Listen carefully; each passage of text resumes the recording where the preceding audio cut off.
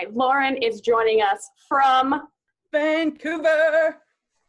All right, so I didn't really want to make this a Vancouver versus New York thing, but right now I think Vancouver's winning. I'm just saying. Oh. All right, so let's get to know Lauren Witt. Okay, so how did this come to be? First of all, I mean, I didn't even know your channel existed until you commented on one of my videos that talked about being a key PA. And I was like, wait, who is this? And I looked at your channel, I was like, oh my God, she's doing the same content as me. And I was like, okay, we got to figure this out. We got to bring each other up.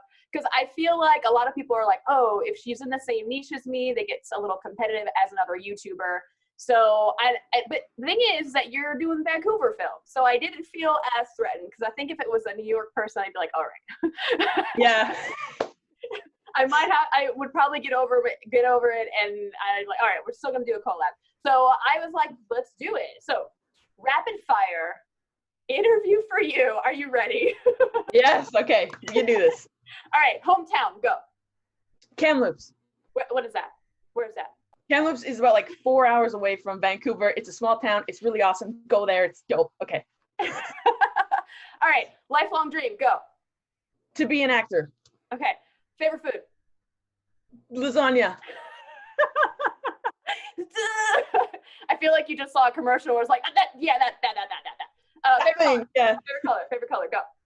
Orange. All right. I feel like I know you. I feel like orange definitely was your color for sure. I thought for sure that you were gonna say orange. That totally fits your personality, like for sure.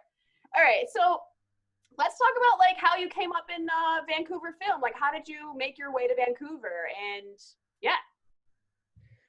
Well, I think since I was like 13 or around there, I've kind of always had the dream of like, whoa, those people on TV are doing really cool things, and I think I want to do that too. And I can't really accomplish that. I couldn't accomplish that in Kamloops.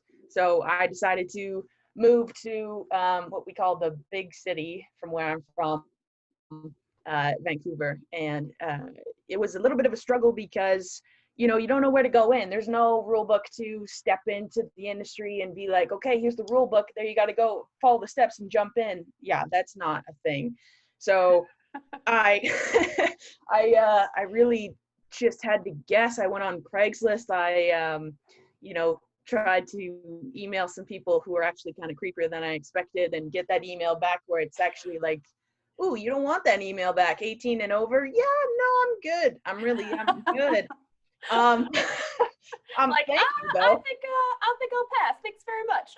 Yeah, I'm good. I swear, I'm solid. But the one yes that I got was actually to work behind the scenes on a music video, Mariana's Trench music video called "Here's to the Zeros," which you guys can check out. Little promotion. And it was I think I'm actually like as a young little human in the behind the scenes. If you guys watch that too, so that's something. But anyway, yeah, that was like my first yes. And I got my first connection from that. And then it just kind of started from there. I got another connection and then another connection. And then I just slowly started rolling. But that took about 3 months of me just like stressing. 3 months? What? 3 months, yeah. 3 months of just like, I saved up a little bit of money to move here. And I'm like, okay, I think I can do it. I think I can do it. In like 2 months passed. I'm like, I don't want to. I'm 19, right? So first time moving out too, and I'm like, I don't want to go home and be a failure. I just want to accomplish this. So yeah, so getting in was rough, yeah, to say the least. Okay, wait a second. Wait, you're talking about 3 months was rough? Like okay, from the time you moved to Vancouver, it took you 3 months to get like a gig, right? Is that like that's not bad at all. That's like really? that's pretty good, because some people like move to LA or New York and it could take like 6, 8 a year, like 6, 8 months to a year to even 2 years to get like their first real gig. So I think you're one of the lucky ones. All right, ending stream right now. We're done. That's it. That's pretty amazing. That's amazing. Like 3 months. I mean, I moved to New York. Oh my goodness. Let's see. In like right after Thanksgiving of like 2012, I believe, or 2011. So like late 2011. I think I got on set my first gig in like middle of March. So it took 5 months, about 5 months But that was Wow. me like hustling and like trying to email everybody and harass everyone I could. So yeah, so anyone who's just joining us, please let me know in the chat where you're joining us from. I would love to hear from you. We're going to take your questions at the end of this. So definitely, if you have any questions for us, Lauren is going to be your expert in Vancouver. I am sort of an expert in New York. Not really. I don't like the word expert. Okay, so if you are joining us, let me know where you're joining us from. And if you're on the replay, yeah, comment below. So Vancouver is like, I mean, from what I'm learning, I feel like I'm in the New York City world and we're kind of full of ourselves a little bit. We're like, oh, well, New York City, we have all the things. We have all the movies and the TV shows.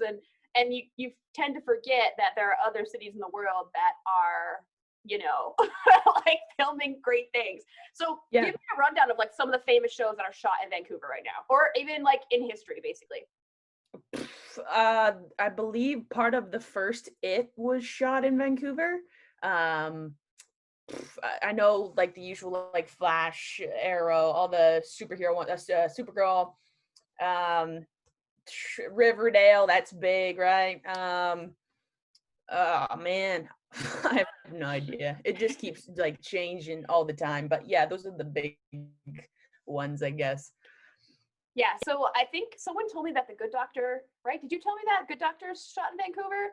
I love The Good Doctor. Okay, if you're a Good Doctor fan, like, I mean, I feel bad because I in New York, I work on New Amsterdam, and it's like The Good Doctor and New Amsterdam are like competitors. So I'm like, I can never tell anyone really on set. I'm like, I really like The Good Doctor. But to be fair, okay, quick question for you is I don't like really watching what I work on. Is that a problem for you? That depends for me. If I like the storyline, sure, I'll watch it. But I won't watch it if it's like just something I've worked on. I used to do that when I was, first getting into it. I was like, oh, this is exciting. Blah, blah, blah. I got started on Arrow, and when I first started watching, I'm like, this is not for me. But it's cool. I work on it. It's dope. But yeah, I think it depends for me. Like, I think one of my favoriteest films that I ever worked on was Welcome to Marwen with Steve Carell. That was amazing to work on. Like, that was insane. So yeah. Why was it so amazing? Like, what was the thing that was like, oh my God, I've made it? Like, what was the, because I've definitely had that moment of like, oh my God, we're using a big ass crane right now. Damn, it's lucky to be me working on set. Do you know what I mean? I think just the whole atmosphere of the whole film of even just having, the fact that Steve Carell is on set is super dope. But even just watching him like as like me as an aspiring actor and watching him and how focused he was, it just inspired me. And then the director, Robert Zemeckis, everybody loves Robert Zemeckis. Watching him do his thing in like the blue screen studio and everything, just so precise. There was nothing that was overshot. Everything was like, Kate, we got it. Kate, we got it. And move on. It went smoothly. It was just like, oh my gosh, this is what I imagined it to be. It was so amazing. Do you know? Okay, so I'm currently watching The Wire. Okay, I'm on season 5, and Right.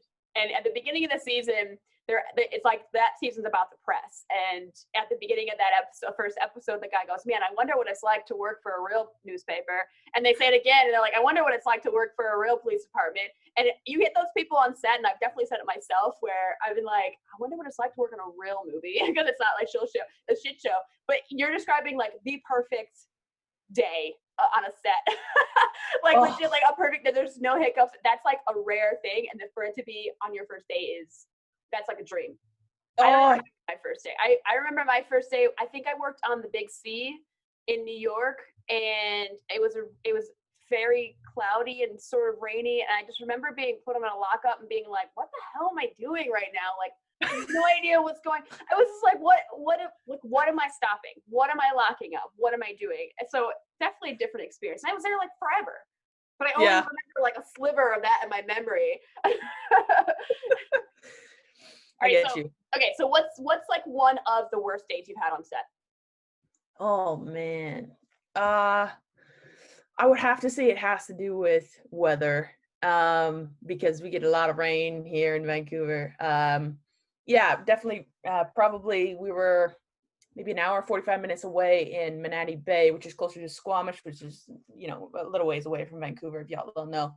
I feel like And I want to pull up a map and be like, okay, she's talking about this. Something like this that.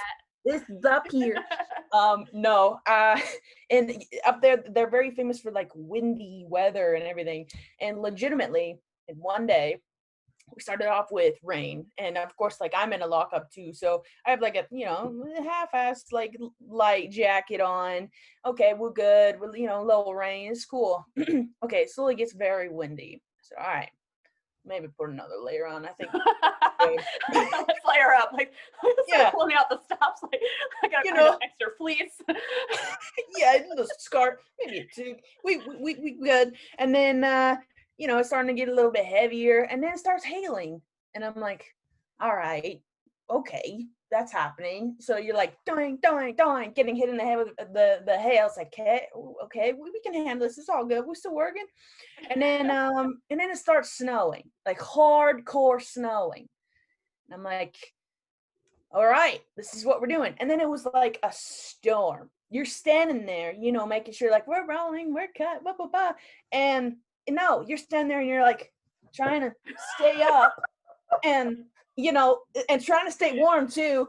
Oh my gosh, that was probably, I don't think I could feel my fingers. They're like, okay, that's a wrap. And then like me wrapping things, I was like, I can't feel my hands. That's the worst. I swear to God, it'll be like a day where it's called for like torrential downpour. And we're like, okay, we're good. We're still good. It hasn't hit yet. But as soon as we camera wrap, boom, the sleet, the hail, the giant winds, like raining cats and dogs, and you're like soaked, just like getting out time at the trip. You're like, you're like, why though? Why? Always wrap. It's the worst right at wrap because you're just standing there. You're like, I just hurry up and load the trucks. God damn it. So true though. So oh my true. God. All right. So, okay. So where are you working currently? Can you say like what job you're working on right now? Sure. It's a new TV show. I don't actually know where it's going to air in the end, but it's called Family Law. It's a new TV show. I think it's going to be pretty interesting just from what I've seen so far, but that's what I'm working on. Yeah. So how long has that been shooting so far this season? Well, besides like the 3 months, 4 months everybody took off, I think it's been shooting since no, we're in September, Lauren. I think I think it's been shooting before March sometime. So you okay? So this was the show that you were shooting during the pandemic, shut down, took a break, came back. So what was the first day you came back? First day I came back, I think was like July 16th or something like that. Yeah. Oh, that's great. That's great because just to give everyone the scenario right now, what's happening right now, we're going to compare Vancouver and New York because pretty much that's why some people might be watching and wondering what the hell is going on between each film hub, I guess. So, okay, all the indie stuff right now in New York City is, commercials, music videos, some indie films are being shot, short films. The indie world is like pretty good, not gonna lie. So union shows are a bit of it's kind of like looking pretty grim because like the show that I'm booked on, Law and Order Organized Crime, we got delayed 2 weeks, and it's a new Law and Order, so it's kind of like we don't want to be the first show to start shooting, and because there's other shows in New York City that are like 10, 9, whatever, 20 seasons. SVU has been on for, I don't know, since like the 80s. I have no idea. SVU has been on forever. So we want a veteran show to kind of shoot first, right? And then you have to factor in quarantine actors because they're coming from different states and all that stuff. So my show was postponed 2 more weeks. And I mean, I consider myself completely blessed that I'm actually booked on a show. If it were to start, hopefully it starts. So I think there is a show that is supposed to start shooting in Westchester, which is like 30, 40 miles north of New York City, or maybe that's probably an overshot. Someone correct me. Like Westchester is so many miles above the city, but it's pretty easy to get to. I think it's like an hour away from me. So so no one wants to be the first show to do it, and everyone's like, every show's like postponing. Everyone's like having this race backwards, and it's really, really weird. So everyone's just like really scared. Everyone's having a ton of Zoom meetings. 80s UPMs are all trying to like come together. And if anyone wanted to know, the ADs and stuff like that are using like the safe way forward. Like SAG-AFTRA has like their like a link on the website, and these are like, it's broken up into zones. Like zone A is anywhere where the actors are going to be. Zone B is like holding and catering, and zone C is like everyone in the world, basically. So I know California is using a completely different system where it's like a red, yellow, green system where it's like, okay, we can go, and then, okay, we're yellow, we're about to bring the actors, and now we're in red, we're bringing the actors, everyone get to your pods, like sort of thing. So I think everything is kind of just like, what do we do? And people are like, how do we like walk the actors? What is, you know, like it's narrow hallways and stairs, because in New York everything's like on top of each other. Like, I mean, you have vast space in Vancouver. So what has been the system that you guys have been using on set in Vancouver?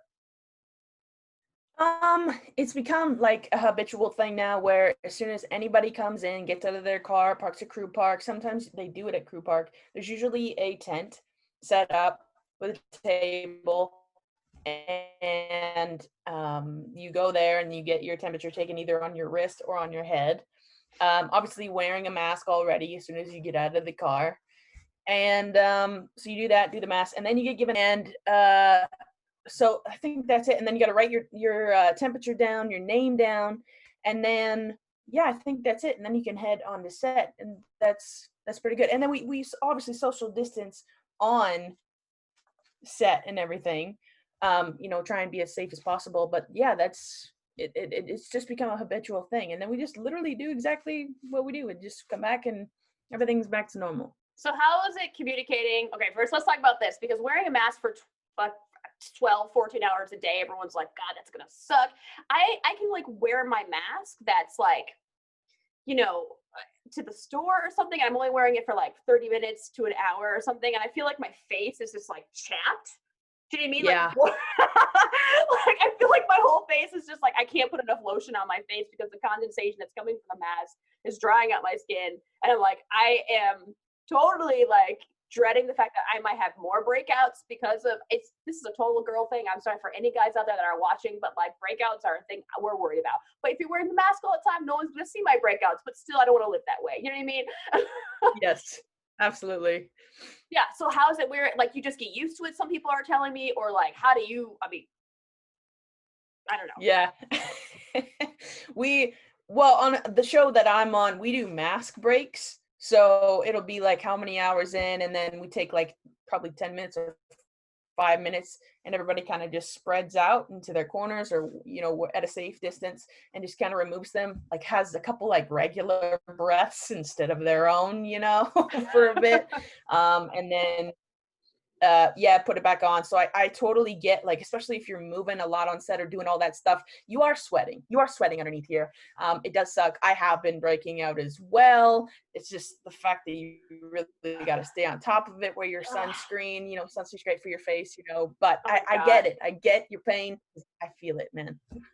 Like, okay, so I interviewed for Law and Order, and the ADs are like, at the end of the interview, which I know I completely bombed, thank God I got a job anyways, because that interview was horrible for me.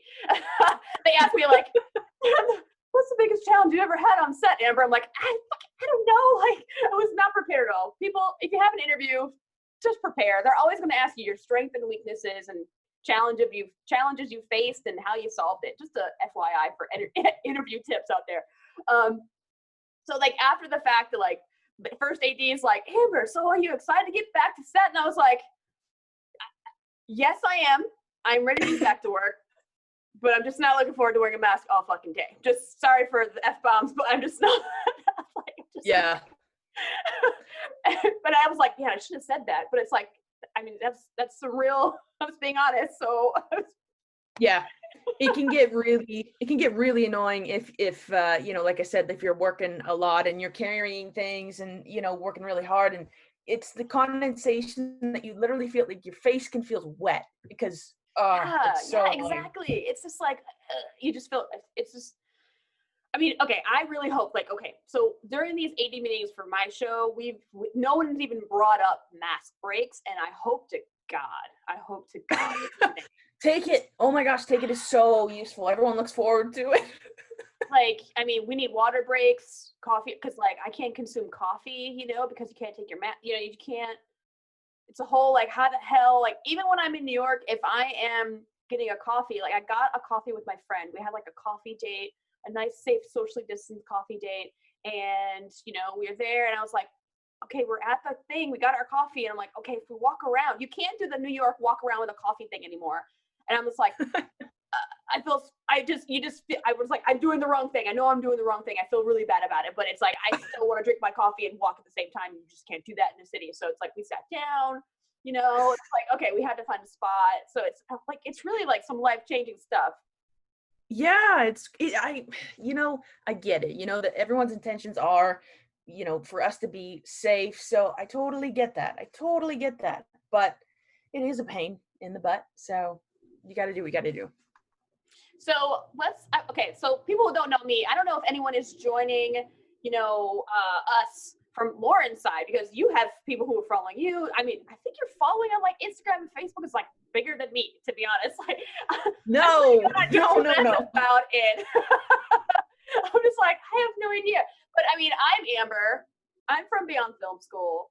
And yeah, so I'm saying hi to anyone who is new to my channel. I appreciate that you guys are watching. So let me know where you're watching from in the chat. I would love to hear from you if anyone has any questions. And I will say, my sister is watching. Gotta give a shout out to my sister, Jennifer. She hates Jennifer. We call her Jen. So Jen. What up, Jen? But she said that SVU's been on for 21 years. Wow.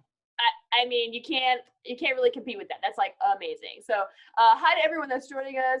Let's see, Esther Williams. She's joining us from England. Like, so people are joining us like from a lot of different places. And I'm so happy that people are like, yeah, they're watching us. So I mean, coming up, your story, right? You were talking about how, you were trying to contact people and try to navigate the world, but like, what was that one person, like, what was the one thing that got you on set? Like, what was that? How was that connection made? What did you do? I think I was just always open for extra hands, because literally I was hired to be like an extra hand behind the scenes of like literally painting clouds or okay. So how did you was it a post online? Like, what website did you use, or was it a friend? Was it just a friend of yours? It was Craigslist, actually. Craigslist. I mean, Craigslist still has a crew section and people are still posting. So definitely people are like, oh, it's all about Mandy. It's all about like Stage 32 or Staff Me Up. And I'm like, I still believe in not paying for any subscription that I'm going to get jobs from. So there are some people who are like, oh, but it's worth it if you get the job because your day rate will cover it. And I'm like, no, I'm not paying for a subscription for jobs. I'm sorry, I'm not doing it. So Craigslist is free, people. It's free.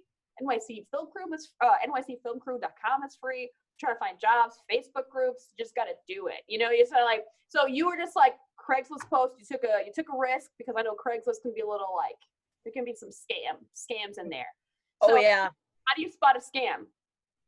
Oh my, some of them actually have a picture of themselves. It'll be like a creepy dude, like posing like that. And then it'll just be like, I need an extra hand for a couple of hours. No, yeah, I bet you need an extra hand, buddy. Jesus Christ. Okay. Use your own hand. Come on. So there's another way that people are, and a PA trainee of mine, that sounded weird when I said a training of mine. So a PA trainee of mine, he was like, yo, I think this is a scam. Amber, what do you think of this? And I was like, what is he asking you to do? And he's like, oh, he's asking for my physical address. Said he's going to send me a check. And then like the day rate is like $5.50 a day. And I was like, that is a scam, because no one's paying a PA $5.50 a day. No. Like that's I'm like, and if anyone asks you for your physical address or any like banking information, I mean, this is like a no-brainer. But the physical address is where people are like, oh, well, they want to send me my money. They're gonna pay for my expenses or whatever. But like, if they're asking for a physical address, total scam. Stay away from those things. So it's kind of hard. Like usually there's like a good few emails back and forth before any type of money is talked about. Like, okay, you can have the day rate in the post, but it's like, oh, you know, maybe we'll set up a Zoom interview or something like that.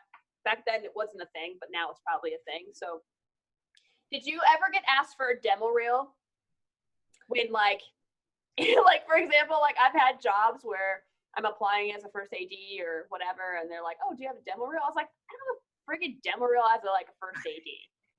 Like, have you had any? Being a first AD and just filming yourself, hey, this is me ADing. Stop. This is me doing my job. Like, what are they? No, I'm not doing that. It's so weird. It's not happening. No, I have never been asked. And the funny thing is I just was talking to someone that was from Mexico, and she's a script supervisor.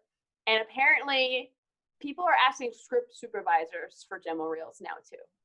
I'm like, that makes literally no sense. I'm like, I told her, I was like, you should probably just send your script notes and the logs that you've done, like do some scanned copies and send it. And because that is more pertaining to your job than you being like, yo, what up? Exactly. Otherwise, it's just like, you just have BTS. And I was just like, wait, do these producers know, or these hiring, like whoever is doing the hiring, do they know what they're at, like the position they're hiring for? Like, do they know the position? Because I feel like, and one of the videos I have about, oh yeah, demo reel, I think she's talking about, advice, right? It was how to become an editor. And one of the advice that the editors gave, she was like, you know, make sure you know your worth, because you probably know more than the person hiring you. And I'm like, dude, that is so true, because most of the time it's like, oh, we just need an editor. And then they have no idea what even goes into that, you know? So that's like, for a lot of the positions on set. Yeah, exactly. Yeah. So how I started is pretty much, I mean, I had a different tack. I was on Craigslist a lot. I was on Mandy when it was free back in the day, thankfully, because that's where it was at before it was like TV Film Pro, whatever bullshit it is now. And I feel like I'm really shitting on Mandy here. I feel so bad. I feel bad, but I'm like, you have to subscribe to Mandy. What is Mandy? Okay. So back in the day when it was like literally just Mandy.com and they were like running their own website, it was like a lot of production companies, indie people, and even like bigger shows, they would just post and they would charge the employer, whoever was posting the job, they would charge, right? And then like 5 years into that, they were like, wait a minute, we're getting some traction here. And they realized there's more people applying than there's people posting. So now you have to pay for a subscription. You have to pay to have like, I think now it's like for to even look at a job post to see all the details, you have to have a paid premium subscription. And some people think it's worth it, some people it's not, but it was never like that. So I was doing the Craigslist thing, the Mandy thing. Facebook groups weren't a thing yet. I'm really aging myself now. I feel like, Jesus Christ. Like, oh my God. So like Facebook groups weren't really a thing like it is now. Facebook groups are like top, like that's where the money's at, people. So if you're watching the Facebook groups post NYC filmmakers, Vancouver, there's probably like a Vancouver filmmakers out there group somewhere out there. There's tons. Absolutely. Yeah, so I was doing that, but I also was emailing hundreds of people. I'm pretty sure I hit the thousands, because I was emailing people. Like I would do like 10, 20, depending on how much time I had. If I wasn't working at the cafe at the time, I was doing like hundreds of emails a week being like, hey, new to New York, you know, I'm just trying to find some set PA day player work. If you know anybody looking for PAs, let me know, da da da da. So finally one guy was like, wow. Or girl, one guy or girl, I don't know. The name is like unisex, so I'm not really sure if it's a guy or girl. And it's like a name I was not familiar with. Or maybe it was like his nickname or her nickname or something. And I was like, oh my God, this person, he emailed me back. And they were like, okay, so you're going to take your resume. You're going to go to, I don't know, 520 Washington Street, downtown New York, Manhattan. And I was like, all right, I'm going to put my blazer on. I'm going to look really professional. I'm going to like look as, you know, not as crazy, like, or like look like a threat, or I was really like prepping, like they could kick me out. This could be a prank. I could get raped or murdered. I don't know. What building am I going into? I have no friggin' idea. So I'm like, I park my car and I get out of my car and I have my little binder with me with like all my hard copy resumes. I was like, ooh, okay, we got to do it. So I'm like looking at the building, and it looks, here's the thing, is that production companies and like the office of production companies always look a little shisty, right? The outside always looks like an abandoned building or something, and you're like, where the f am I going?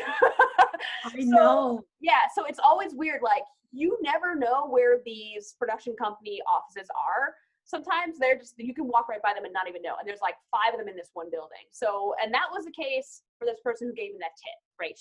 They were like, okay, I'm gonna go there. There's gonna be a security guard there. Tell them you work for this show.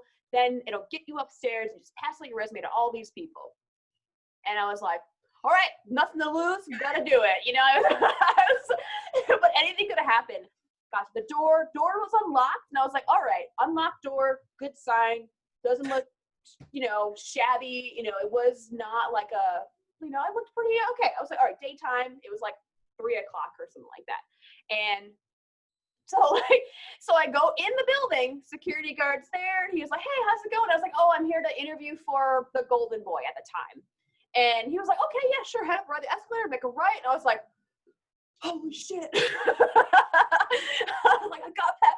But like, for me to have the confidence, I feel like I was like doing like a major heist and like a con. Like, I was like living in Ocean's 11 or something. I swear to God, I was like, okay, I did it. I lied. He believed me. I'm going to do it. You know, I got upstairs. I'm going up the escalator. And I was like, oh, I can't believe I just did that. I can't believe I just did that. So then I see all the signs of all the shows. Like, okay, like, I can't remember all the shows. There's so many different ones that aren't even on anymore, obviously. Or they were like pilots that just died. And I go around and I start putting my resume in every mailbox that I see, like production coordinator, production, and it's probably like looking back now, it's like absolutely horrendous to even think about. Like, probably people are like, what the fuck is this? I'm like, just like getting their morning mail. So I'm passing it out, and then, you know, I finally get into like this kind of like end of the hallway where it like opens up to another office. So I'm like wandering around. I'm like, let's just see what's behind door number 2, you know? So I'm just going, and I'm like, I go up into another office, and there's actually a person sitting there. This girl is like, give me the business. She was like, who the hell are you? She's like, can I help you? And I was like, oh yeah, you know, I still was positive as fuck. And I was like, yeah, you know, I'm just, you know, looking to set PA work, day player, And I like standing there, and she's looking at me. She's like, I'll be right back. I was like, I have no idea what is going to happen. So she goes, and she gets the DJA trainee on that show. And to this day, I think him, oh my God. So he comes out, and he's like, oh, hey, how's it going? What can I do for you? And I was like, just trying to get some day player PA work, you know. I can't believe I lived this experience. I feel like I'm almost lying that this is my story, but it's like totally my story. So I'm talking to this guy. He was super nice to me, thank God. And he's looking at my resume, and he's like, yeah, well, we're actually going to be shooting in a couple weeks. I'll keep you in mind. Took my resume. I said, have a nice day. Walked out the building. Was like, oh my God, I can't believe I just did that. I can't believe it. And then like 2 weeks later, I was on a pilot of the show for the entire pilot. Yes, that's how it's done. Yeah, seriously. And then some people are like, oh, but I can't do that. I'm like, okay, true. You didn't get a tip from this random person. They didn't tell you where all the insider production offices are. But the thing is that I emailed thousands of people to get that tip. Thousands. People are like, who the hell is this person, Amber Sherman? Like, who the hell is she? Why is she bothering me? And then someone was like, look, let me throw you a bone. I was like, yes. So I say, make sure you contact as many people as possible in a nice way. Hey, yo, give me a job. Yeah, it's like, here, just please hire me. Please, I have to eat. Because that's I feel like a major thing for people is, I don't know if you struggle with this, because you know how you were saying how your job led from, you know, you got to know someone really well, and that one person led you to another thing. And then on that job, you got to know another thing, and just like the ball keeps rolling, right? So is networking hard for you, or making connections or forming relations hard for you? I don't think so. I think it's just how you come off, what's your personality, you know, if you do, and I guess what your goals are in life. Is this just like a tryout session for you? You don't know if you're going to carry on in this industry, you're just testing it out. Or, you know, are you in for the long run? Do you want to stay? If you want to stay, then yeah, I'd be like happy, friendly. Hey, how's it going? I'm new here. What's your name? you know, getting into people. And then yeah, just trying to be friends with everybody. I'm not saying be that desperate person. I'm just like, hey, I like you. But no, just like just, you know, playing it out and you know what, and then getting the numbers at the end. Just like, hey, this is cool. If you have an extra project, or if I have an extra project, you can take my number, blah blah blah. It's not like, yo, get my number, we're gonna go on a date. That doesn't have to go that far. But But yeah, it does. But it does. But There's it always does that. sometimes. Hey, we've worked together for a few. I think you're cool, and I like hanging out with you. Do you want to hang out outside of work? No. Yeah, you know, go get some coffee at Crafty. I don't know what you're up to later. I don't know. Okay, so here's what I have a comment on all of that. Is that Okay. that it's all very, very true. Now, what I've learned is that is very hard for people who are not confident. That's very hard for people who are hella introverted, and for people who are just, they're not comfortable in their own skin just yet. Right. Sure. So it's always, I feel like part of it is just like being okay with yourself, knowing who you are, and just having the confidence of being like, you know what, I'm just trying to be me. And like, yes, I'm new on set. I would like to know some people, so I'm not like this fucking outsider all the time. So it's like, what would you suggest for someone who might be a little introverted? Well, I think it It's goes hard back when you're like, I don't know, because I'm totally an extrovert. To be honest, I don't go out very often. You know, I'm out right now talking to you, but like, yeah, I don't go out very often. I'm very like goal oriented and stuff. But to give, you know, introverts kind of the advice, if you want to carry on, let's say you get on a set, and you're on a set, you're super introverted, you're at the door for a lockup, you know, letting people in and out. I would say, yeah, you're on set. Yeah, you made it to that day call or whatever.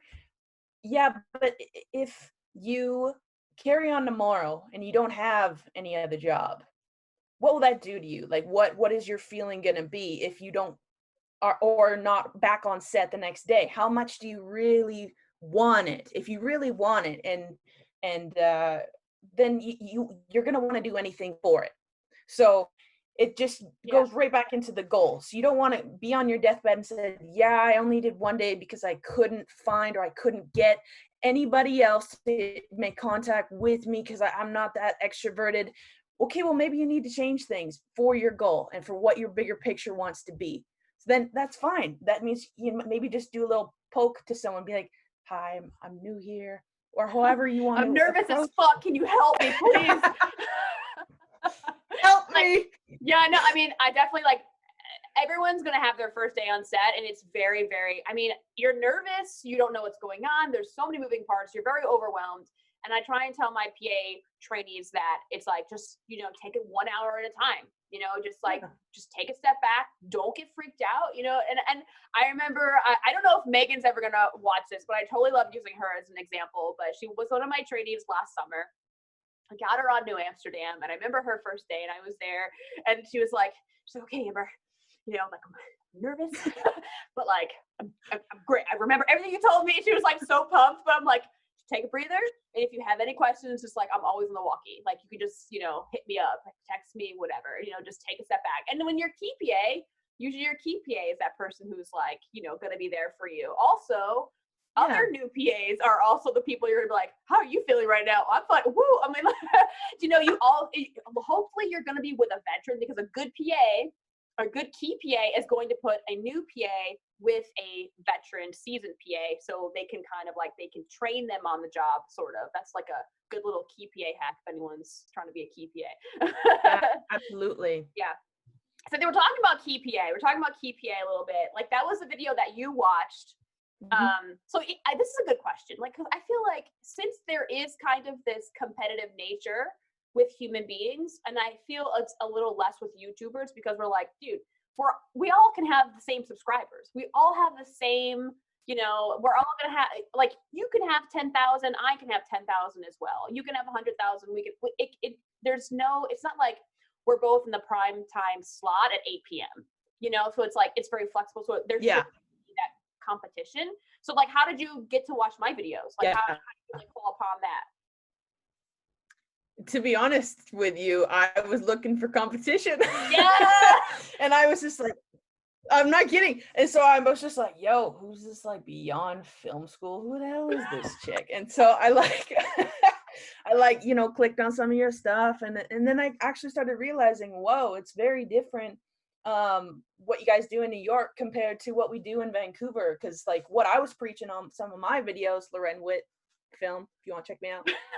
What I was preaching on some of mine is like, yeah, quite different from what you were saying. You guys are very involved in the production, like the production assistants down there. We're more involved with like the locations, making sure everything's like ready. Sometimes we are helping out the ADs. There's a whole bunch of different stuff involved in there. So Yeah. I found it very interesting, and I'm like, yeah, we should totally do something. Yeah, so that's why I was like, it's kind of weird because I mean, if you're an aspiring YouTuber, you should be looking at your niche. What is your channel about, right? And then you should like, okay, who else is out there that's also making content? Because you know, that is a competitive thing where it's like, what else are they talking about? Because sometimes if you might be dry for ideas, like what is everyone else talking about? And then like there might be an idea that is just staring you in the face and you just don't know it yet. So and that's a good way to like find other channels that are doing kind of the same kind of content. So like we're doing the same content. Like you can talk about like getting into the industry where it's like your steps might be a little different from my steps, or your style is completely different than my style, you know? So it's like, I feel like I have like a more like, listen, this is how it is. This is information. I'm trying to help you. If you don't take it, you're on your own. Whereas you're like, come on, guys. It's really easy. You just got to do it. Like, you know, if you have a really nice laid back style, I feel like it's definitely in the Canadian nature because you're just a lot more friendlier than me. I don't know. You're so hard on yourself. Oh, I'm being nice. So yeah, okay, so describe the structure of PAs for, you know, Vancouver film. In what way? What do you mean? So like you're saying like, you know, like so for New York City, it's like, okay, you have your first, your second ADs, your second, then you have a key, then you have a walkie PA, you have a paperwork PA, you have, in New York City is a paperwork PA. Paperwork PA is not a US thing, it's a New York City thing in case anyone wants to know. And then you have like, you know, your first team runner, and then you have your background runner and helpers. So like who's working with background in Vancouver? Who's handling cast? Like who is, because it's like, it's for me, I'm like, how, like that's a massive difference. It's just like, it's crazy different. So like who's doing all that stuff? Just more ADs? It's like, how many ADs do you have on sets? Jesus Christ, we have 5 on ours. It's like a minimal amount to what you're saying. Like you start as a PA, and then you can work up to a key PA, and then other key PAs. So like there's a key PA van driver, there's a key PA paper key, and then an on-set paper key. So that's like 3 keys, and then the rest of whatever you need people for the day. And then if you want to work up for that, there's a training assistant location manager, and then an assistant location manager and a location manager. That's just for like our department. And then the AD side, it's like you start off as a training assistant director. So that's level 1. And then you go up to third assistant director, second assistant, and first, and then director. That's it. But for as far as a background, yeah, there's designated background wranglers is what we call them here, because you're wrangling all the people all day. But yeah, that's pretty much it. Sometimes they have like an additional AD to help out if it's a major day. It's not usually on for like the whole show. But yeah, that's usually how it goes. Can you send me a call sheet? I just want to see the structure. I want to see when you're like, you can black out any crazy information, but I'm like, I want to see a Canadian call sheet. If you can hook that up. Absolutely. Absolutely. I'm really curious because like on I think one of my posts on my website, I lay out the hierarchy of like the UPM, the ADs, and like PAs, and like all the branches. It kind of looks like Spider-Man symbol, but it's like, it's kind of this weird, but like, yeah, I would love to like see like all the departments and how it's all broken down. So like I can't believe there's a key PA, like you guys don't have Teamsters? You guys don't have like Transpo or like? Yeah, no, we have transport. They still do like the shuttles and, you know, cast drivers and all that. That's transport. So wait, so the key, okay, who are the 3 keys again? I'm like, sorry, this is like online learning for me now. Sorry, guys. Okay, So there's an onset key, there's a paper key, and then there is a van driver key that carries around your equipment. A van driver key. That Yeah, really so messes me up. it's actually a really awesome gig. You have to be physically fit to do that job because you're constantly driving around, taking things in and out. But no, it's actually pretty good. It's not bad. Okay, so what is your position?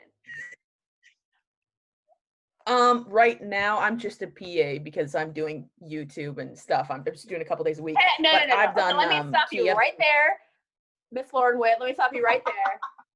We don't do that here. We don't, and I know you know. Oh, you don't do that there. You know what I'm about to say to you. No one is just a PA, okay? Because oh, it is the fucking foundation of every goddamn project that's ever made, okay?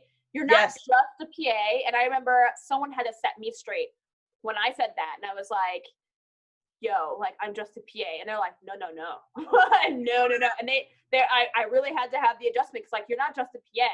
Because it's like, there's so much shit that a PA does that other people just either don't have time to do, can't get to. So there's like, we're, you know, doing like the loose ends. If there were no PAs on any movies or shows, how far do you think that show would get?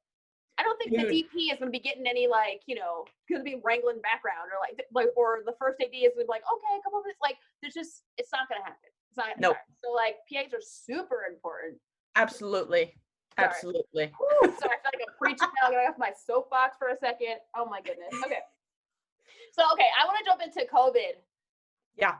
All right. So we talked a little bit about, like, you know, social distancing. We talked about, like, you know, when your show shut down, where you back up. So, I mean, that's great. You've been on a show since July, and I'm still sitting here, like, working on side hustles because my show shut down Friday the 13th in March. I'm not going to go back to set until about October 16th. I think we're doing dry runs. So that's my question. Did you guys do dry runs when you first came back? Like dry runs, it's like, okay, we're going to like do the, you know, private rehearsal blocking, even though there's no cast. It's like, we're still trying to have the same setup, and like, the cast isn't going to be there. So it's like the crew and production have to gel before we bring in cast, because they're the ones that are like not wearing masks when we're shooting. So did you have dry runs for your show? As far as I know, no. I think we just jumped into it. Everyone set up a plan and jumped into it. Another thing that I didn't say was that we also have this like little app or you know, technology thing that we created for the show that you have to do every day that tells you, like, are you having any symptoms? You have to say yes or no, and you have to do that every morning. And if you don't, someone will come find you and be like, how are you feeling? Are you okay? You know, like in your face, like, oh my God. And you have to like make sure you pass that thing. I've done it where I press the wrong button and then press submit, and it's like pass failed. And within like an hour or so, I got a phone call, a text, like, how are you doing? Where are you? Blah, blah, blah. I was like, oh, okay. I'm sorry. I'll redo it. My finger just slipped. Yeah. So that part, it keeps you on your toes. But yeah, I forgot to say that. Yeah. I mean, okay. So how many tests are you guys doing a week? Like the actual swab test? Yeah.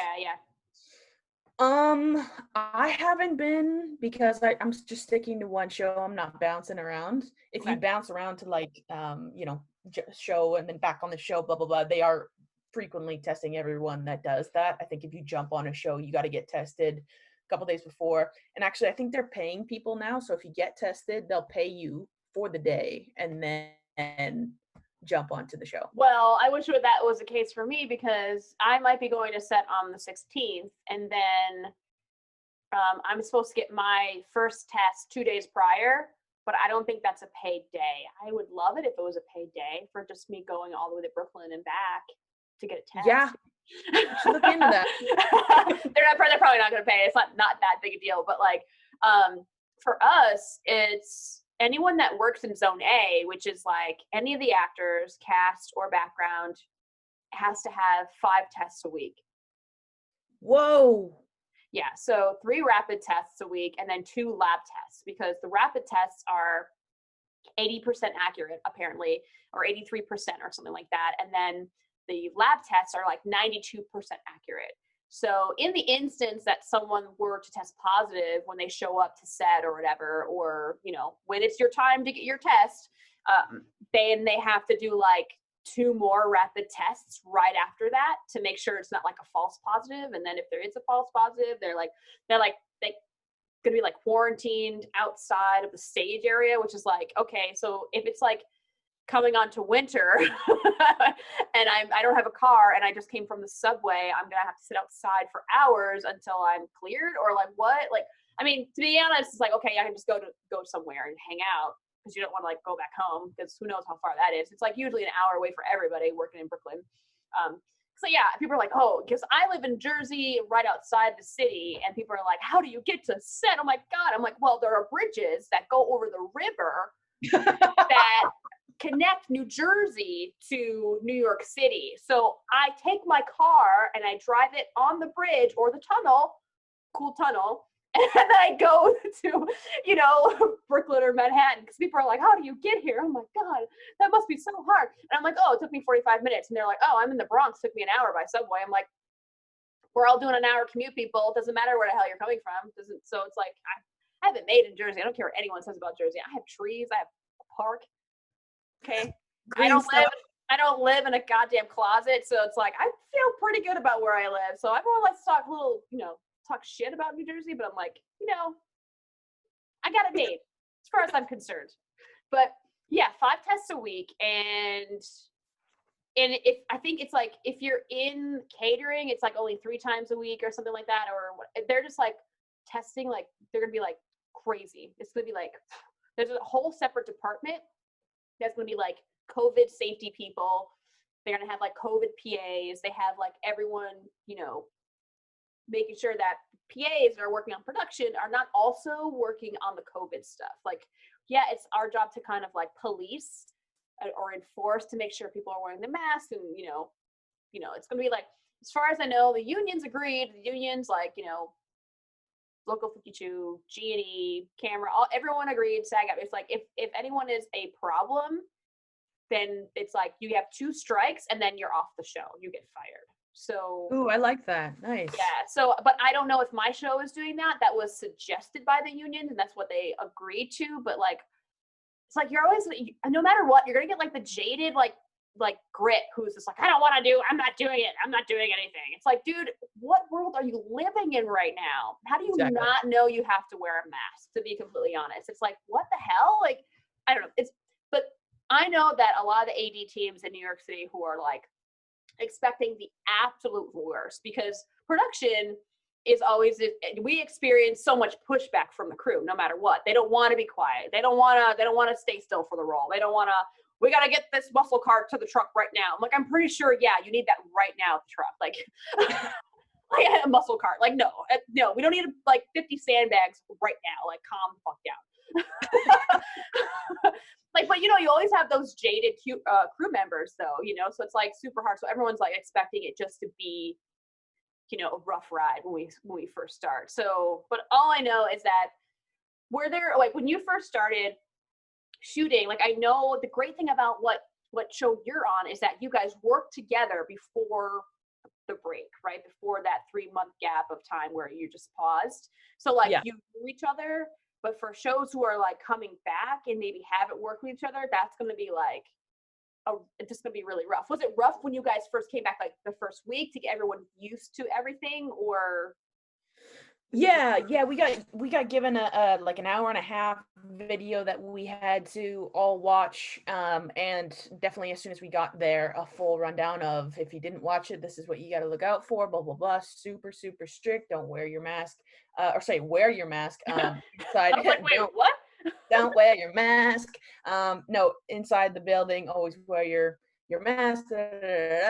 We had a couple people that, you know, didn't want to immediately, you know, come to terms with it, but it was a smooth ride after that. Actually, everyone, like you said, everyone knows kind of the era we're in, so it wasn't too hard to enforce. Like, okay, if you want to continue to work, you're gonna have to wear a mask. If you don't, you can go home. Much. Yeah, it's like, do you want a job? Because I know we all haven't been working in a long time. Pretty sure you don't want to be fired. throw that in their face, like, pretty sure you don't want to get fired. You better put that on. That'll be my joke with anyone on set, as far, because I mean, this is okay. Everyone likes to be like, oh, how do you tell these people who are like 50 and 60 years old, how do you get them to fall in line when you're just like this like little 20 or 30-year-old person who is like, I'm new to set, I have no idea. Like, or maybe you are older or whatever, and you're brand new and you're just super timid. You're like, how do you get these veterans to, do what you want them to do? I always make people laugh, and I'm always like really sarcastic, and I'm just like, hey, pretty sure you don't want to go in there because everyone's gonna make fun of you for breaking that shop, busting it up. So that'll be the thing that I use, but I'm working with background, so the background's gonna be a little bit different. That's gonna be a whole other beast that I'm just like, I have no idea what to expect. But all I know for this is a good question for you. Like, how much background are you guys using? Are you using a lot of background, or? Yeah, I think there hasn't really been a limitation on background. It's just a bigger area to host them in, because like, I don't know how big the tables are, but it's only like allowed 3 people to a table. And usually I think there's like 8 people to a table. So it's just, you gotta have a larger space to hold them in. Yeah. But no limitations. Like, we've had tons of background, like shooting in front of the Vancouver Art Gallery multiple days. Have you gone over like 100 people, or? I don't think we've done that yet, but okay, we're still using a lot of BG. Yeah. Because I know that for us, what they're gonna do is they're gonna have like 40 background and they're spreading those 40 background among like all the other Dick Wolf shows. So like, we're all kind of in the same area. So they're taking like 40 core, and it's like, I mean, but that's kind of weird, because it's like, okay, 3 shows, 3 of us. There's 3 shows, because we're not included with SVU because we're not at the same stage. So it's like different, but it's like just 40. And it's like, if anyone knows anything about Law and Order or SVU, there's a lot of overnights. There's lots of an overnight, like, because anything that's a night shot is shot overnight. So it's like, we're shooting at like 2 in the morning to like 5, 6, 7 in the morning. And they're outside locations in order to make it look real. Or if we're in a park or something, it's like, you need hundreds of people to even make it look like it's sparse. It's right. So crazy how much background you need. So I'm like, 40 people. I know for New Amsterdam, the background folks on that, they're like, how am I going to use 40 people to fill a whole ER? Because on big days where it's like the ER is going to be like busy, where it's like traumas coming in or something, there's like, we use like 75, 80 background just to like make it look sort of busy, So I'm like, background's going to be a huge thing. Yeah. I'm like, I'm interested to know what like how everything's going to turn out. So I guess, okay. So going from background to first team now, sex scenes, intimacy, like what have you seen on set? I think I might have seen like some intimacy, but like nothing. I haven't seen like a kiss yet. I haven't seen like any of that type of stuff. But even just when they come onto set and just do a blocking, most of them have the mask on and the guard, like the face guard on, and are distance. They are only like physically touching when it's game time, when it's time to shoot. But I'm pretty sure, like you said before, they are getting tested a lot more frequently than the crew because of that reason. So yeah, it sucks to be them. It really does, because to do that test like multiple times, it doesn't feel good. It's uncomfortable. Makes you cry. It's no good. So it makes you cry. It makes you cry. Oh no! Like how? Oh God, I don't even want to. The fact that I have to do that twice a week. No, 5 times a week for rapid. Like, okay, it's all the same swab, right? There's only like one way to do it. I'm like, oh my God. I think after week 1, I'll be like, oh, this sucks. Sorry, guys. I'm gonna focus on beyond film school for a living. Like, oh my goodness. So yeah, I mean, the suggestion is, if people aren't aware, the suggestion is that intimacy should just be written out. It shouldn't just, which, I mean, it sucks for any type of like scandal type show or something, because like cop shows, you can get away with it, and like mystery shows or certain family dramas, you can get away with it, but like other shows who are like scandalous and like, you're like, oh man, there's no affection whatsoever. Okay, great, this is the world we're living in now. Although I would say a lot of people, with this happening for the last few months, it's like you see someone kiss on screen now and it's almost like like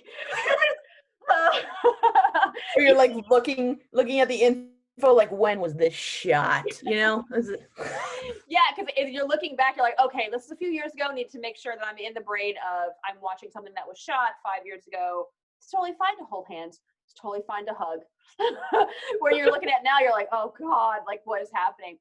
But yeah, like reality shows been shooting. So I mean, things are people are concerned that stuff isn't shooting, and there's definitely a lot of stuff shooting. So yeah. There is. I think we're booming right now. I have a feeling, I think we have 35, 36 shows going right now. So we're trucking. Yeah, so I mean, right now I have loads of shows in prep. Nothing is really like shot yet. Gotcha. Everyone keeps freaking postponing stuff, but there is stuff, because a lot of people, I think a question I get a lot is, Amber, what do you think about the future of filmmaking and the future of production and just this whole medium? And I'm like, dude, creatives are always going to find a way to make their art, and studio executives are always going to find to make money off that art. So either way, it's like we're going to find a way to make it happen. And some people just got to realize, like, people still want to make money. There's still money to be made, because it's like, you know, people are looking for content. It's not like, oh, we're not going to take any new shows. It's like they're going to take it for sure. I don't know how you feel about the future of film right now.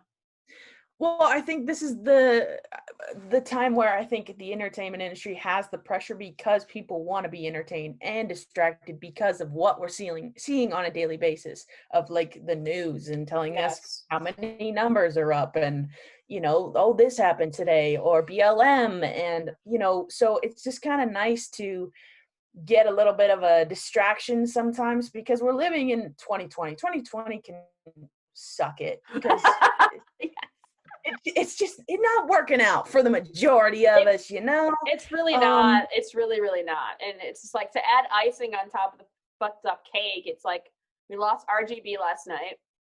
And I'm like, as an American citizen, I'm like definitely concerned. I don't want to make this a political thing, but I'm just like, fuck. God damn it. Like, shit, I wanted her to hold on just fucking few more months, just a few more months. Like, why? But yeah, so that was, I mean, we can't do this thing today and not even like mention that whole thing, but damn, it just totally, like, the political climate right now is really rocky. And I mean, Canada, you guys haven't made, as far as I'm concerned. You know what? Dude, we sometimes, you know, there's a gathering of us, social distance, you know, but we sometimes are just like, yeah, the states are having it rough. Is there anything we should do for them? Like, I'm not kidding. Sometimes this is like legit conversations, like, states, man, I don't know what to do. Do we send care packages to the American citizens? We should send something. A fruit basket or something on behalf of Canada. This is going to all the 350 million American citizens. We are feeling that for you. Yes. All the positive vibes, just take them. Oh my God. Yeah. So, oh my goodness. Yeah. So the fear of working, have you hit anybody up that says, hey, can you take this gig? And everyone's like, nah, I'm not doing it. Is anyone scared to work on set? Because of, like, do you think, like, no one's going to take that job, or everyone's like, no, I'm definitely working? Yeah, there's definitely been people, for the majority of people they're definitely wanting to work, but yeah, there's been a couple people who contact me are just saying, like, not ready, I don't feel safe, which is, you know, good. Don't feel pressured to jump back into it. You know, there's tons of other jobs out there that can still, you know, put dinner on the table, but yeah, there's been some, but on set you don't really see it. Everyone's just, you know, focused on the job at hand, which is kind of good. But yeah, if there was a lot more fear, I think it would spread to everyone, and I don't know if we would be at the place we were at right now. So yeah, it's like the fear almost would be just like it would just like create this like weird gridlock on set or something like that. So I know a lot of people that are on my show, they're honestly expecting the worst. So I think they're expecting the people who have like massive paranoia of getting it and stuff. Like, I know in the States they have like hand washing stations like everywhere, like on LA sets, that from what I've seen. Do you guys have like hand washing stations, or just like breaks to do hand washing, or are you guys wearing gloves? No, I haven't seen actually anybody, well, maybe a couple of people wear gloves, but we have exactly that. There's a COVID team that is with our production anyway, I believe with other productions, to, come out and set up those sanitized stations or those hand washing stations, signs pointing to where they're at or all that jazz. So in that sense, I feel pretty safe because I'm like, I feel like I touched that. I'm just gonna quickly sanitize. Okay, I'll get back to my like, job, okay, like Yeah. the funny thing I saw yesterday is like I went and I got an Impossible Burger, and I just, by the way, I love Impossible Burgers. They're so good. I don't know how you feel about Impossible Burgers, but they're super good. What is it? Wait, what? You don't know what an Impossible Burger is? No, man, is that a stage thing? Oh my God. Like Impossible Burgers are so, this is really getting off tangent here, but oh my God. So it's like plant-based meat, and it's so good. It tastes like a real hamburger. It's crazy. So yeah, Impossible. I'm endorsing, you have my endorsement for Impossible meat or Impossible burgers. So yeah, I went and got a burger yesterday. And like while I was waiting to get my food, and I was like waiting in the parking lot, like far away, because I'm an idiot and I ordered food at a Friday night, like because like everyone's getting food on a Friday. I'm like, I'm such an idiot. It was like 6:30. I got food. I'm like, I'm so dumb. So like I'm waiting, like I'm very far away from the entrance, but I saw this guy. He's like walking up to the door, and he like all dramatically was like this, like he took his shirt, and like opened up like the door with his shirt. I was like, this is very, very extreme. And then he was very disgruntled. He was like, man, it was like, okay, well then just have your food delivered or something. Just if you're that uncomfortable. Yeah. Like it was just very strange. I was like, well, wear gloves or something. It was like he just like put his hand under his t-shirt and was like doing this weird thing. And I was like, I've seen it all. But I'm glad he's wearing a mask. I'm glad he's being safe. Like, I mean, I can't be mad at that. So we actually have a question from Rebecca. Are there PA unions in Canada, and how does that work? So let's talk about the PAs. There is, we're involved. I think you guys have the DGA. We have the DGC, Directors Guild of Canada. They all involve the PAs. So if you just want to, PA and then slowly work your way up, you can get involved in that. Obviously, I'm part of the DGC BC. I'm involved in that union, but I believe that's the only one around for us, like to catch our backs. So, yeah. So, okay, so if I step on set, I'm allowed to work in Vancouver, I'm automatically like in the union, or how does it work? Oh yeah, there's a couple loopholes. Or different ways to get in. There is, you got to have your TCP ticket, so your traffic control ticket, to stop people and blah blah blah. There's a few film courses that are like a day, 2 days that you got to get. I could go down the list, and then they're going to give you a log book. So what that means is when you get through the process is prerequisites, and then you get the logbook and you go on set and you have to track all the days that you did for a matter of like 100 days or 150 days. And once you get all those and have written them down, even if you just say I've done like 25 days on this show, and you have to get like certain signatures from the show to make sure this is legit. Once you finish that, then you're good to go. Yeah, wow. It's a little bit of a process. I mean, that's not bad too. Okay, so if you don't mind, like talking about the day rate, like what are you paid per hour? Oh, it's not hourly here, which is, a little bit of a poopy way of it, but we have it's like a salary of 15 hours. You get paid for hours. That's a full day, and I think now we got a little bit of a boost. It's like $2.99 for 15 hours or $3.04 for that amount of time. So if you're like, okay, I got booked for the day, that's automatically what you're gonna get. Or there's different rates if someone asks you to do 8 hours, it might be cut in half or something like that. But for real? That's the basic of what you're gonna get. Because for us, it's like, okay, so we get a day rate. So if I step on set for 3 hours and then I'm cut early, that's totally fine. I still get my guaranteed 12. So I get $2.10. So like we get paid $15 an hour. And like if we go over 12 hours and we get the overtime, but we're at overtime at 8 hours. So if I work 3 hours and I'm cut early, I still get my 210, right? That's crazy. Right. That's like you get like if you work 8 hours, you get like cut in half. Well, there's a thing around it. If you work 8 hours and they said, I'm going to book you for a day, you'll still get paid for the day. It's only if in the text message or whatever you're communicating with, he says, I'm going to book you for an 8 hour, then that's what you're going to get paid. Oh, that sucks. So it's a little tricky. And that totally sucks. Yeah. I don't like that at all. Yeah, like I remember when I first started and I was like, oh my God, this is the best day ever. I'm working 3 days. I'm still getting a full day's pay. This is amazing. So so wait, $2.99 for 15 hours. That is like not a lot. That's actually not a lot.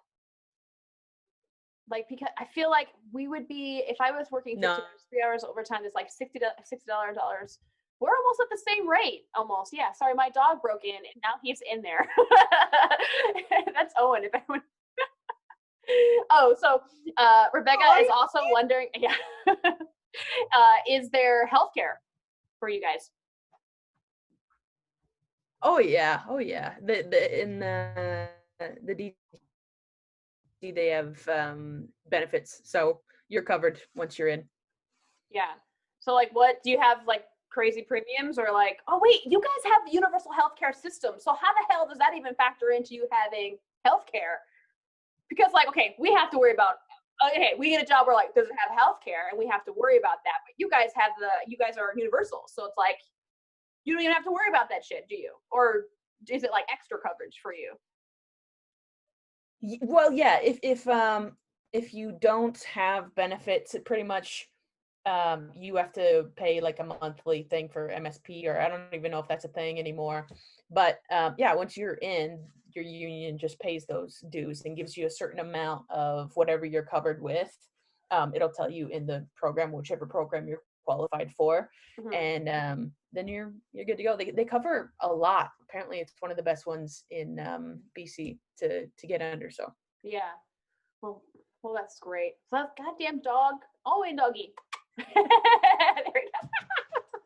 go. Oh, we'll say hi. Oh, say hi. That's a portion of the live stream.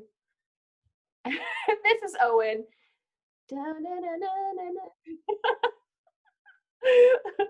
this is like our dog break. Yes, dog break. Dog break. This is a mass break, dog break. Yeah, you guys. Yeah. How old is he? We don't know, because we rescued him off the street, so this is like not film related, obviously, but I'm sure people are like, oh, would love to know. We, like, my husband, when he was working, saw a dog, and he was like really, really matted up and really dirty, and then we came back and he was still at this house, and was like, he like knocked on the door for the guy, and he was like, no, that's not my dog, he's just been hanging around here. So we were able to like get the crate that we had, and then we got him into the crate. We took him to the emergency vet, and like they shaved him down. He looked really, really rough. I should probably share a picture, but like he looked really, really rough. His hair was like all matted up. He really looked like he was been out for a few months. And we found him in April.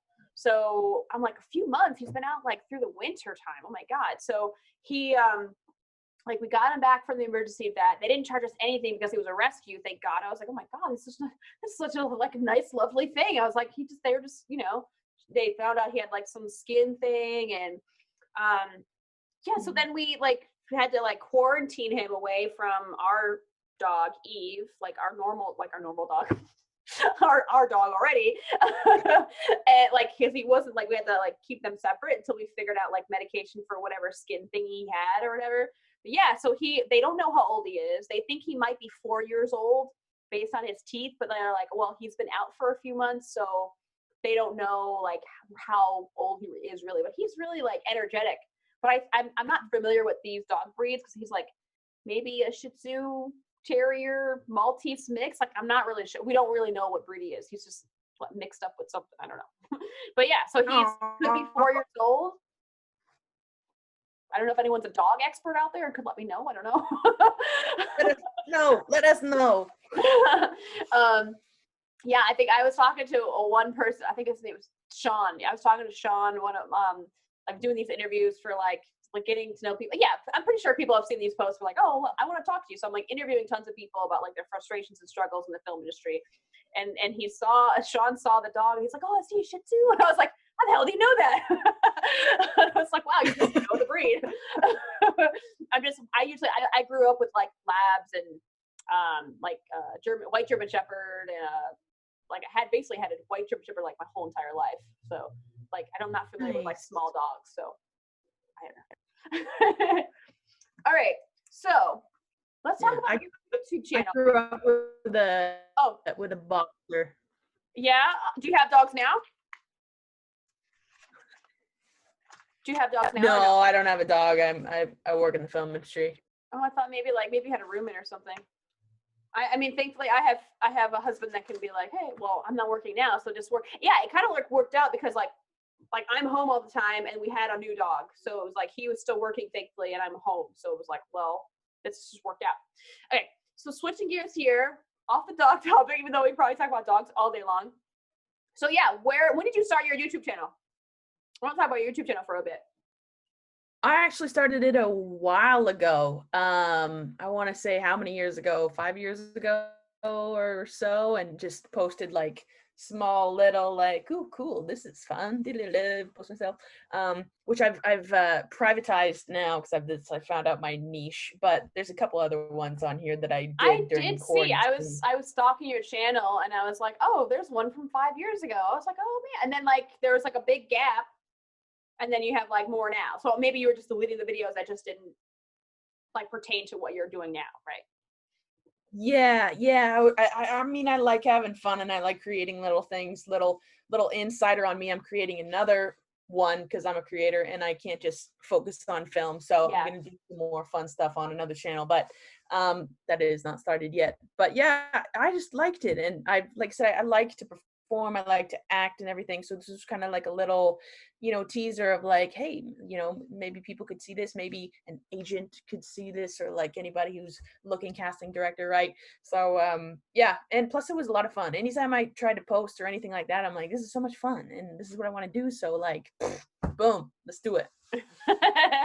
Let's just get this started. Yeah. So how did you figure out what your niche was going to be? You just start like testing things out and whatever did well, or?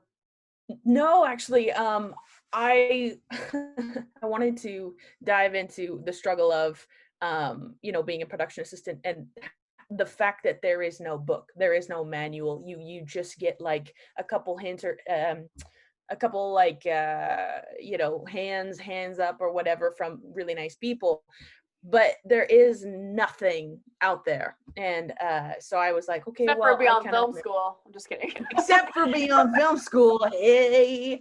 But yeah, there was nothing. So I was like, okay, well, I kind of want to help the other people that are probably struggling or want to know how to get in that have no idea. And I really didn't like how we kept everything secretive. If you don't know, then you don't know. Like, it's like, no, people want to get in, like just let people know. So yeah, that was kind of like my passion of like, no, these people can know, it's not a secret, anybody can do this, it's just a learning process. So yeah, I wanted to dive into that, and then everything else, the positions, whatever people wanted to know, and then people would start giving me ideas, so just kind of grew from there. Yeah, I feel like I'm almost in the same boat, because I mean, I started because it was fun and I wanted to like express my creativity, do something with video, because I had like, editing skills, camera skills, all that shit when you come out of college and you're like, I know how to do things, I can create content, let's do it. So I started to do it. I had so many different ideas that I had on my channel. Like, I know I had like take it all in Thursdays, horrible idea. Yeah, and then I was like, I did like some personal vlogs about like things I did, and then like every now and then I made like something good, and then when I started talking about film, I noticed that like people are like, yes, we want more of this, tell me more about that life. And then I was like, wait a minute, I'm actually on the journey of trying to break into film, and like it's hard for me, so I know it's hard for everyone else out there. I know it's hard for people who don't have connections, so that's pretty much why I started it too, because I was like oh, film terms? Oh, this is what I learned the hard way. Look like an asshole on set 'cause I didn't know what, X, Y, and Z it meant. And now I'm like, okay, this is what you should know. Yeah. I need a Sharpie on set? No idea. I needed a Sharpie every day. No idea. Like, Right. oh, you need surveillance so you don't look like a green rookie PA. Oh my God. Like all the things I learned like in the first few weeks, it's just like of just being on a film set or just for first few days. I'm just like, I mean, the only way you know is when you're actually there. Yeah. And that's such a shitty place to start. It's like it's like really stepping into the unknown, like not knowing what to expect, what the vibe is, like you have no idea. Oh yeah, let's talk about the vibe difference. Like, how is it on set for you? Like, is it like really, because everyone thinks that like, oh, New York is really rough and everyone's an asshole and, which it's not, I definitely don't think it's the case, but I mean, is everyone just super nice and everyone's like, yeah, let's make some things, we're Canadians. Sorry. Oh man, I wish like we had more of the Canadian, hey, how's it going? But no, I think it's an egotistical environment for a lot of films. I mean, like you said, there are good films, there are bad shows. You just gotta find the good ones and stick to them. There are a few, like I said, ego is a thing. You could just see them for the first time, but from what they have built up in their mind, it's like you are an ant compared to me. I'm like, well, no, I'm not. We're doing the same thing. I'm still a goddamn person. Exactly. So I think it was actually like one of my first or second shifts. I didn't know any better. There were some people actually coming up to me and like had garbage, like a cup or whatever, and just gave it to me. It's like, can you throw that out? I'm like, God. I mean, sure, but like, okay, like, because you don't know what tells you. So I was like, no, that's not good. And I still remember that person's face. So if I see you again, I swear. I'm gonna find you one day and be like, listen, motherfucker. No, find you. No, that's, I mean, here's the thing is that I think everyone doesn't know. I was like, okay, you don't know what you don't know. Right, true. But what I can tell you is that as human beings, no matter where you're shooting, on sets, it's all about how much money do we have, how much time do we have, and who is making that thing. So it's like, and who is usually in charge sometimes has a bit of an ego. Sometimes they've been coddled a lot for the last few years because maybe they've gotten a little famous or something. So you still have the human factor of ego. Mm-hmm. You still have time constraints and you still have budget constraints. So all those things equal stress. And stress makes people assholes. So no matter where you go, you can just always find someone that's going to be super stressed on set. But on the flip side, you're going to have people who are like, they handle stress very well. They're calm. They're great to work with. So it's like, I guess the number one thing here, people, is what I'm trying to say is that if you're on set, learn how to stay calm. Yeah. Learn how to manage your stress, because it's just going to make you a more likable person. Yeah, the hard way. And like especially for me, if I'm like firsting on like some indie project or something, it's like I have to really take a step back from like my anger, because I really do have a short temper. I like blow the fuck up. Like I'm just like, okay, gotta make sure that like I get the best out of everybody and not flip out. Yes. So yeah, okay. How do you manage stress? What do you do to make sure you stay calm on set? Well, this actually brings up another one of the things that I'm gonna promote. If you go onto my channel, I literally just uploaded how to manage stress video a couple days ago. So if y'all want to check that out, go check it out. But as far as managing stress on set, it depends. If it's like from a person, sometimes I just try to avoid that person if I can. If it's from like the actual work environment, let's say we're downtown Vancouver, if some people from my end are watching this, y'all know what I'm talking about. It'll be we're going here, we're moving here, stress, where is everybody? Okay, are we good? Are we going to lunch? Like, think what you got to do is just think that it is a movie, like one of my friends said it is a movie. We're not saving lives. Yo, I was just about to say that. I was just about to, we're not doing surgery here. Right. We ain't saving lives. Exactly. We're not saving lives. So if you just kind of put that in order, okay. And then to me, it's always thinking ahead. If I can prepare and I can think ahead of everything, I'm good. So, okay, we're set up here. Okay, our next one's going to be there. Can someone go over there and get that started? It's just working till you get to the end. I'm not saying like I hate it because I have to get to the end, but it can be some of those days where it's like very stressful and you just got to keep going, keep moving forward till you get to the end. Then once you're done, I'm like, whoa, okay, I did that. I did all that. Through the day. We did it. Up on the back.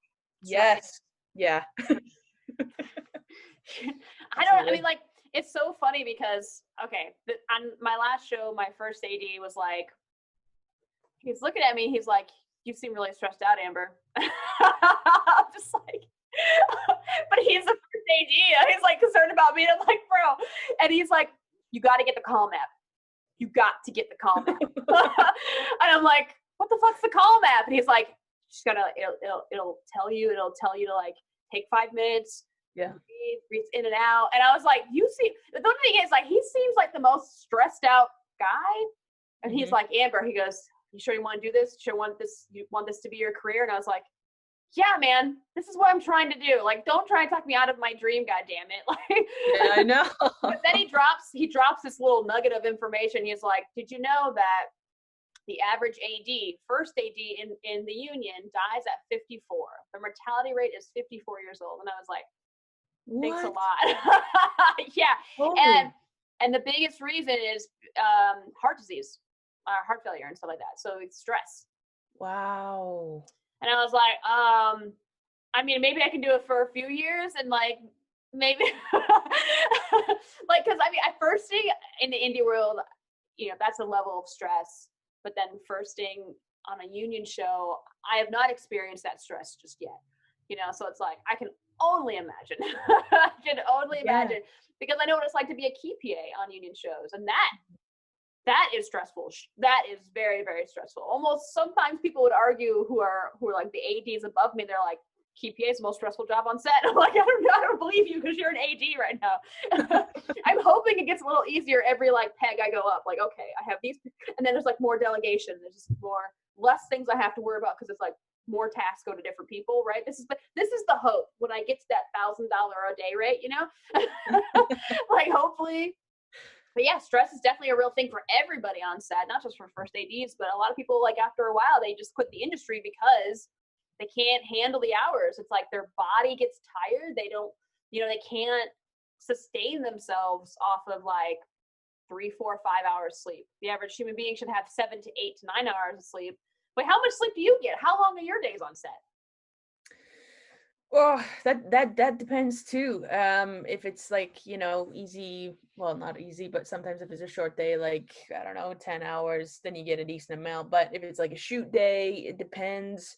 12 to 15, and then your travel there and back. And so you try to get as much as you can. I think that's why, like, ever since coming back from the pandemic, I've kind of like took a couple steps back and been like, okay, you know what? I can do like 3, 4 days max. 5 is pushing it. That's when I'm like, I can't function. I can't think right. I've fell asleep at stoplights before. So oh my God. Yeah. It can be a scary thing. You have to really know your line. So be careful. I just say, like, I think a lot of people coming up and they're like, okay, they know they have to be an additional PA, a day player PA. And they're like so hungry that they're like, I want to get to that staff position. I want to get to that staff position. When you're a staff PA, you're on every day. And there's no flexibility. You're expected to be there every single day. And the first time I was staffed on a job, I was like, man, I really had it made as an additional PA, because you really take for granted the fact that like you can say no to a job if you need that day off, or if you're too tired or something. You're like, you know what, I'd rather work 4 days this week, or maybe like 3 days, and maybe take a day off and then one more day and then the weekend hits. It's like, right. You know, that's great when you're, because you're like, as an additional PA, some people just have no idea but like you're really in control of your own schedule. When you start getting your name out there and your name gets passed around so many times by people you just don't even know, where you're getting random texts or phone calls from like, so-and-so got your name from so-and-so, and then so like it takes like 4 people to reach who you actually know as a person. You're like, who the hell's actually contacting me right now? But like, you know, your name has been tossed around so much where you're getting a lot of requests to work for the day, and it's like you can say like, you know what, on Friday I'm booked. Yeah. I'm not gonna work today. You know, like don't say you're not available. Don't say that. Like people, the trick is you have to say you're booked. Okay, that's how you keep getting work. Just say you're booked and you're just like, oh, I have a day off. I miss those days, but now I'm definitely like staff PA all the time because now I'm like working my way up and I have to take those staff jobs. Because like if I were to take a step back and be an additional PA, it's like it just I'm I lived that little like nice little phase. And I didn't appreciate it. I didn't appreciate all that flexibility I had. And I was just like, I just was so hungry. And I was like, I can't wait to be a staff PA. I can't wait. I'm going to be a key PA. And then I got to key PA and I was like, holy shit, this is so hard. Yeah. But you really take for granted the fact that you can control your own schedule. And I feel like I have been blessed because I've worked 2 shows that have, this will be my 3rd show now where it'll be an NBC show. For some reason, I keep working on NBC shows, and NBC has that 14-hour cap rule. And that really that took me from working or actually getting 3 hours of sleep, you know, to like actually getting 6, maybe 7 a night. Wow. Where it's like, that honestly gives you that's a massive difference where like that 14-hour cap rule is like a godsend. Because of people like, you know, crashing into like trees and friggin' just like, you know, just poles on the street, just like, and dying because they're like falling asleep, going home or something, or like they just did an overnight and they're not, I'm sorry, overnights suck. I know I'm in a world of hurt this season because I'm going to have a lot of overnights. I know that. So I'm like, oh, man, I got to get used to making sure that I can make sure I'm like getting proper rest during the day, because like sleeping during the day is just not what we should be doing as human beings. We're not following. No, it's especially with those long hour shows, you kind of know because incidents like slowly start to happen, at least from what I've seen. You could come to work the next day and someone will be like, oh yeah, I'm just gonna use this name, like Jerry, he's in the hospital. We're like, what? Why? Oh, he didn't make it home last night. Oh my god, what? That's like the worst nightmare. Yeah, absolutely. My mom actually texts me every once in a while and just like, oh, you're working a night shift? Oh, are you cabbing home? Like, how are you getting home? The most hours I've ever worked in one shift was probably 21 or 23 hours. And that was for Pirates of the Caribbean I was working on. So I was like, I'll do anything you want. I want to be on that. Please, whatever you need. Yeah, exactly. And they're like, yeah, it's Johnny's last day, so we got to get everything done. I'm like, I'll do it. But like, yeah, the drive home after that was sketchy. I think there's really only been one time where I had to actually stop driving and like was like, okay, just sleep for like 20 minutes or something. And actually, and it happened to a PA that I knew on New Amsterdam. Like we have a lot of people coming from Long Island, which depending on, they could have like an hour and a half, 2-hour commute in the morning, depending on what our call time is, because if they are coming in during rush hour, that is a long ass drive. Like traffic is fierce when it comes to like New York City. If you're driving in, you're trying to get to like an 8 a.m. call, 9 a.m. calls are like the worst. Like the worst. Like I know I'm going to be in traffic forever and it sucks, but like some people either leave super, super early, like they leave at 5 in the morning, 4 in the morning, get a parking spot, sleep for 2 hours, then hop on set. Sometimes you can't do that. Like I've definitely done that. I'm not even gonna lie. I did it so many times last season. So I was like, I cannot be in traffic. So I'm wasting my time in traffic when I could be sleeping.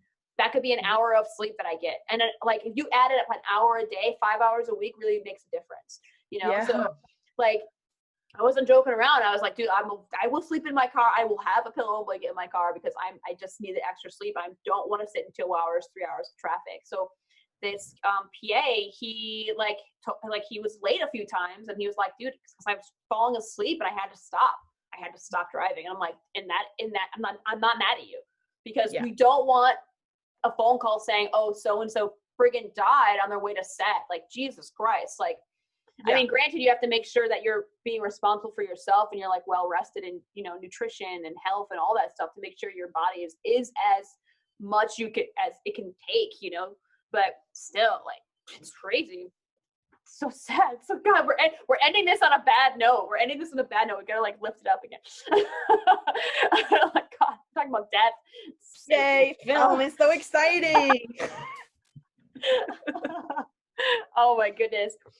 So yeah, I just want to thank you for doing this because I mean, I hopped on and I was like, dude, we should do a collab. And you were like, yeah, we're going to go live. And I was like, I haven't even proposed it to be live, but she just knew, like, you knew exactly where I was going to go with this. So I'm happy that, you know, you were able to do this, you know, because you're 3 hours behind me and it's like, we're almost, what is it? 1:30 something for you? 1:30, yeah. 1:30 for me. I really appreciate it. And I love talking to you. Even when we did our test run, I thought you were so fun. I was like, this is going to be great. So definitely I want people to hit up Lauren's channel. It's Lauren Witt Film, I believe, right? Because I know you changed the name. It was like something else before, and now it's something that's, it was like channel before, and now it's like film, right? Yeah, now it's Lauren Witt Film because I'm going to break off and do another channel about different stuff. So, because I know there's probably a few Americans, you know, Beyond Film School subscribers that are like, you know what, I'm thinking about moving to Canada and I'm going to hit Laura Witt up in Vancouver. Yeah, hit me up. Like, I need to get some film work and she's going to help me out. Absolutely. Come at me. Yes. So yeah, I mean, thank you so much for doing this. I think, I don't know, is there anything else? I feel like we talked about everything under the sun. Oh my goodness. It's been great talking to you though. I know. I feel like we've covered all the bases, but yeah, definitely looking at New York. I think I told you this before. Looking at New York for some of us over here is kind of like, you know, your name in lights type of New York type of like, that's how some of us look at it. So the fact that I'm like talking to you, some people were like, yo, New York. I'm like, yeah, I'm talking to this girl in New York. You know what I'm talking about? And they're all just like, yo, New York, what? It's so funny. So, yeah, it's not that glamorous. It smells really bad. No. People say Jersey smells, but I'm like, you know what? Well, the reason why, okay, I don't know if you know this, but people are like, oh, Jersey smells because it's like there were like oil refineries and all that stuff, and like there's like landfills back in the day that really made Jersey smell really bad. And there's actually a portion on the 95 highway where it's like you pass all these oil refineries and it smells like really, really bad. So like down central New Jersey, it smells pretty bad. I'm like, dude, I live in a great township and it smells really great. I have lots of parks. I have a stream nearby. So I'm like, dude, I'm living high life because when I go to, some people ask me this. They're like, how come you live in New Jersey? I'm like, well, first of all, I found my way here because of like some guy I was with and I moved in and it was like, first, I didn't want to move out of the Bronx because I was in the Bronx first off because I like rented a room when I first moved here. I was in the Bronx and I was like, oh, I'll move to Jersey, it'll be great. And then, you know, like I just stayed here because I was like, I really like the fact that I can park my car. And that seems really stupid. It seems really stupid, but like parking your car in the boroughs is like, it's a Wild West. It's tough. You have to make sure you're on, you know, the alternate side parking is no joke. I mean, if I wasn't home at the right time, I'd be looking for like 45 minutes where to find a goddamn parking spot when I'm home. It's like, it's really tough. It's really tough when you have a car and you live in the boroughs. And people are like, well, why do you have a car and you live in the boroughs? I'm like, because I'm from Buffalo and I have a car and I want to keep my car. That's why. I want to keep my car, goddammit. I'm not giving up my car. So yeah, I'm glad I can park here. And it's like, like I said earlier, it's like, it takes me just as long to get to set as everybody else in the boroughs, unless they're like right on their block, then okay, then. But I did work on a show that was a 7-minute drive from me in Jersey, and I loved working on that show because I was like rolling out of bed, like I got so much sleep on that show. I was like, I felt so spoiled. Oh my God, it was The Enemy Within. It was NBC. It was shot in Rutherford, New Jersey. It was right near my house, and I was like, oh my God, this is amazing. Yeah, wait. Yeah, so what is your commute like? I don't even know what it's like for you. You know, We thank goodness, I don't know if you guys do that, do this where you guys are, but we have designated crew parks. Do you guys have crew parks? It really depends on the location, but most of the time it's for VIP people who are allowed to have the parking passes. But it really depends, because if you're part of crew, and the ADs will fight for the PAs who have cars. So especially like someone like me that they know I'm coming from Jersey, they'll be like, okay, make sure I have a parking pass for Amber, which is like fucking great. Oh. It depends on what stage you're at, because some stages have parking lots, some don't. So then you're like looking in the neighborhood to try and find parking. The last stage I worked at was in Greenpoint, Brooklyn, and it's the worst trying to find parking there. It's like the worst, absolute worst. I hated it. So I'm glad I'm not working at that stage anymore. So it really depends on the location and how much money the show has, because otherwise it's like, okay, street parking, don't bring your cars, we'll shuttle people over or something. But usually there's not always crew parking. Wow, yeah, so that's different for us. We always have a crew park, so anybody that has a car, there's always a place where you can go and then shuttle the set. But as far as like time to set, it depends, because it's everywhere. You're probably used to that. You shoot anywhere. It differs from if it's in town Vancouver, for me it's like 15 minutes. If it's in Langley, which is a little bit a ways away, a little ways 15 away. 15 minutes. Hey now, it doesn't happen very often. If you get a show that's like high budgeted, they usually like to shoot downtown and want to see all that. But yeah, if it's like outer, it's like Langley, it's half hour to 45 minutes. If it's like Chilliwack, which is a little bit further, 45 to an hour. It depends, and it's traffic too in the morning, but I don't think it's as bad as New York. Well, yeah, no, No. I don't care. People are like, oh, well, LA. And I'm like, dude, I understand the 405 from LA is like the thing that people talk about. And I've definitely been stuck in that traffic before. But like going from Long Island in the morning or coming from New Jersey, going into Manhattan or Brooklyn is like, it's a long, but that's why I'm kind of glad I'm going to be on overnights, because then I'm not driving at the rush hour time. So it's like, I'll have the opposite schedule of most people in the direction that I'm going. So I might be getting a lot more sleep than usual. So like, here's hoping. Oh, nice. Yeah, I'm hoping. All right. I think this is it. I think we're going to wrap it up here. Thank you so much. Definitely hit up Lauren's channel, Lauren Witt Film. I highly recommend her, because I think that her content is really, really great. I feel like you have a different style and you're just adding a lot of other points where I'm like, yes, I definitely talk about that, but like, you're just, I don't know, your style is so much better than mine. Oh, no. But it's like, I feel like I'm your friend when I'm watching your content, and I love that. Really okay. Yeah. Well, we buds anyway, so there you go. We buds. All right. Thank you, everyone who has watched this live stream. If you have any questions, feel free to ask us.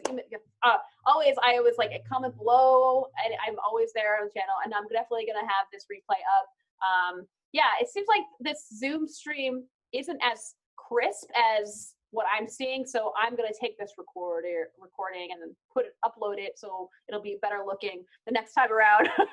So thank you, everyone that's watching. Thank you, Lauren, for joining me. Thank you so much. And that is it for now, folks. I shall see you guys next time. Hit up Lauren's channel.